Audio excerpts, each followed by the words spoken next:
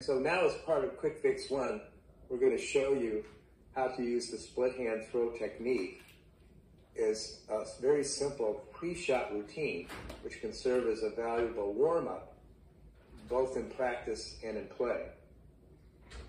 So the first thing we'd like you to do is to grab your club and actually place your hands on the grip with your lower hand being 3 to 5 inches from your upper hand. And now we're going to show you some short swings so you can both see and feel what it's like to initiate this split hand throw technique to help you and aid you in your swing takeaway. Remember, the trailing hand is in command of your entire swing. All the other body movements will work naturally and automatically with no thought. But the key to starting this split hand throw technique to help you transfer your underhand throw is where you initiate your swing takeaway. And that comes with the hinging of your trailing hand as you take the club back and up in your swing. And as you do this, and as you start that hinge, you are actually pulling your lead hand and body into the swing. And you should keep practicing this so you can feel yourself doing it. Feel yourself using that trailing hand and the accelerator to actually pull your lead side and body into the full swing. The other thing that this particular short swing teaches you to do is to set a consistent swing path. So once you set this, you've set your hands and the club face square to the swing path, but you've also created a swing path you're going to follow with your regular full swing once you determine what that is. And we want you to just practice swinging this back and down and through, because the second part is this gives you a sense of how you're throwing that trailing hand down to the ball you're trying to hit. And it's really this impact zone and where you're actually squaring the club head to the ball, which is the second most important aspect of your swing, but also one we want you to see and feel.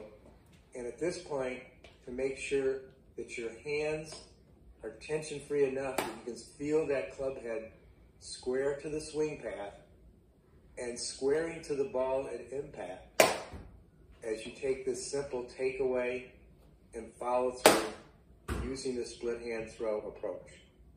So now a couple additional points we want to make before we actually want you to hit some of these balls using the split hand throw technique. And Chris is showing you right now, one of the critical points in the swing takeaway is to make sure you just hinge your trailing hand and you leave it square to the swing path. You don't do the historic thing that golfers have used, which is to rotate that trailing hand where the club gets behind you, as he's doing right now. That's not what we want you to do. And you cannot do an underhand throw from that rotated position.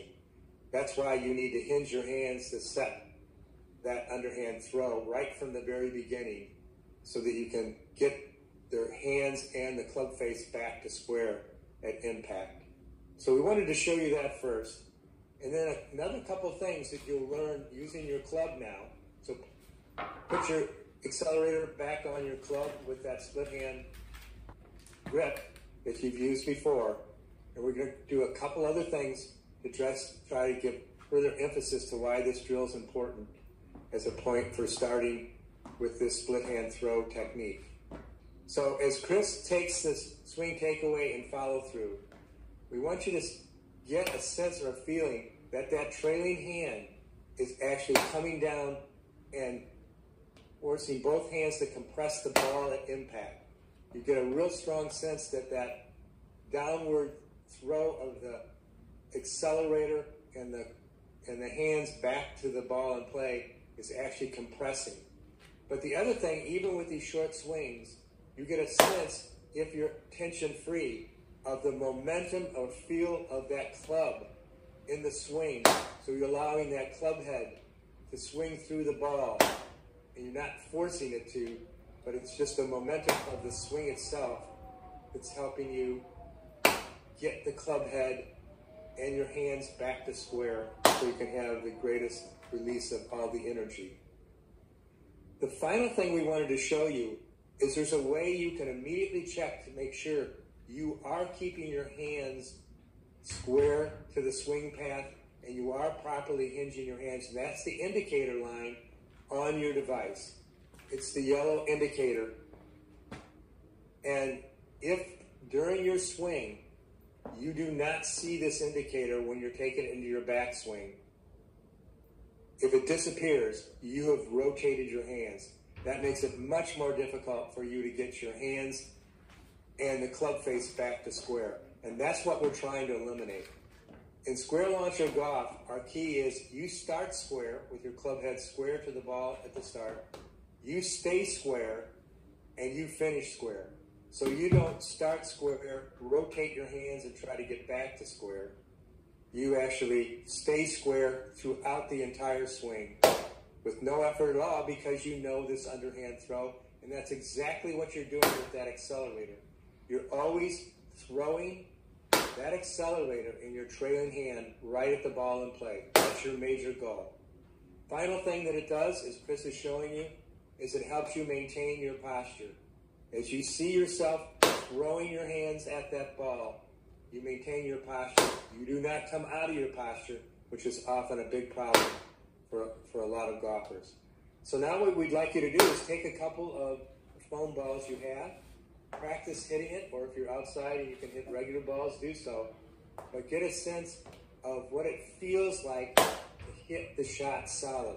Because if you're hitting it solid, you're going to be hitting it square. And that means you're throwing that trailing hand in the accelerator directly at the ball, and you're seeing that actually happen. And you have those impact labels. You can use those to prove that you're doing that. And that's the key in this swing takeaway into the backswing, which is a wind up and pulling up the lead hand, arm, and side, and then throwing both down to the ball at play, is all we're asking you to do with this simple swing. Chris and I are now going to show you how to take this simple short split hand throw technique for the shorter swing and build it into a longer swing.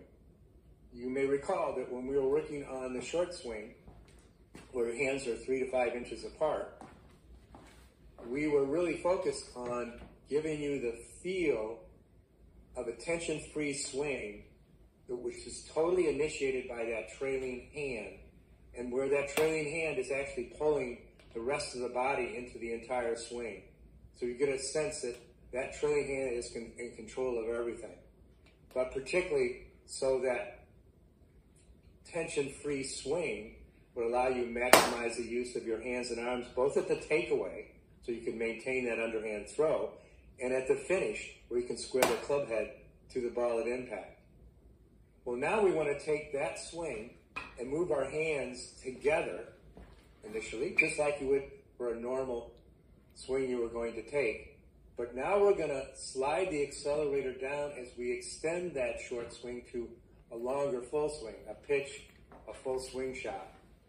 And this way, we're helping you build two other consistency features to your swing, and that is the critical notions of tempo and rhythm. And tempo is the simple cadence, back, 1, down, 2, and through. And the rhythm is where all the body parts are moving in sync, so you don't have your lower body ahead of your hands or your upper body ahead of your lower body. Everything is moving in sync. Make sure you're squaring that club head at the ball at impact, and all the energy is flowing through that. So Chris is just showing you, once you determine what that longer swing is, you can take the device all the way down the length of that swing and then just throw your trailing hand down again from that position. But it's trying to give you a sense that you still need to maintain that trailing hand square to the swing path and use the accelerator in that trailing hand to throw directly at the ball. Because as the swing gets longer, we tend to get faster in our swings. We tend to get out of control with our body. And this is where the square launcher accelerator and the split hand throw and sliding it down the golf shaft the length of the of the swing you need to take is going to make sure that you maintain that tempo and that rhythm so that everything stays together in the swing no matter how fast you know how to swing. So this is the key in terms of moving. You just simply let that device move down the length of that swing and throw it back. And then what we suggest that you do is actually, once you get used to this swing, is get up and hit some shots. And remember, these shots will not go as far, but they'll give you a sense of whether you're keeping that club head square to the ball at impact and whether you're maintaining your posture during this swing. So as Chris is showing you now, you simply let the device slide down as long as that swing is that you're going to hit, and then go ahead and hit your shot with that swing. And if you're outside and can hit regular balls, remember you have the impact label, which will also give you an indication of that. But another reminder is that you will not hit this as far as your normal swing, but it'll give you a sense of the swing that you need to take to make sure you're maintaining that underhand throw and your trailing hand and the accelerator staying square to the swing path so you can impact the ball square.